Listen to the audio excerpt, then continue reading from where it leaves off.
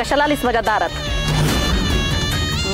Mummy अहो दुसरं काय करणार, एवढं मोठं घर बघून ना विचार बदलला असेल त्यांचा. सपना म्हणी एकदम पॉइंट टू पॉइंट बोलताय बघा तुम्ही. मी इथं माझी ड्युटी करायला आले. तुमच्या घराशी काही एक घेणं देणं नाही माझं. हे का बस आहे मला देणं घेणं नाही. कशाला आलीस इथं? अनुगा ड्युटीची कारण सांगू नकस मला. अगं गांधीन माशीस तू, गांधीन माशी.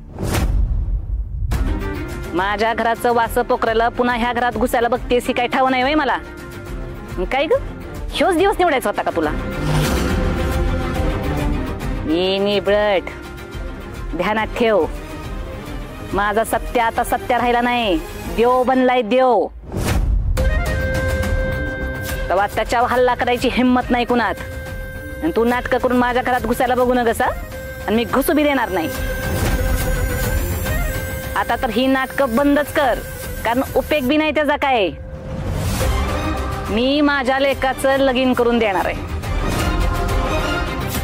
तुझ्यासारख्या निबेट पुरुषी संसार करून का नाही तिने त्याच्या पायावर धोंडा मारून घेतलाय, आणि तो परत अशी चूक करणार नाही.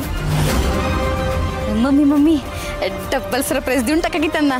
सांगून टाका सत्यभाऊजी तयार झालेत म्हणून लग्नाला.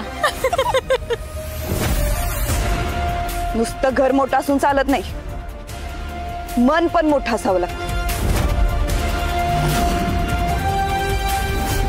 तुमच्यासारख्या कोत्या मनाच्या बाईच्या घरात पुन्हा याला वेड नाही लागलं मला. तुमच्या घराशी कवाच नातं तोडले मी,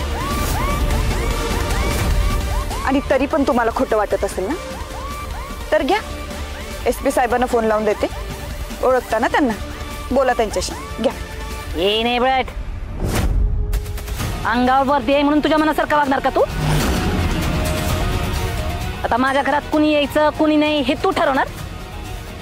ठीक आहे, मी बी बघते कशी अडवते ते.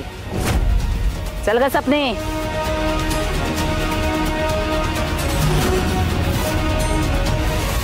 सॉरी ना बबडू. अगं खरंच सॉरी. अगं नाही येता येणार आहे खरंच. अगं अचानक बंदोबस्ताची ड्युटी लागली म्हणून, नाहीतर येणारच होतो मी.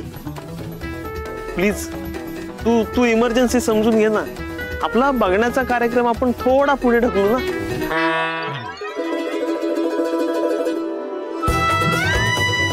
काय? अगं नाही, लग्नानंतर काढणार मी वेळ तुझ्यासाठी, कन्फर्म.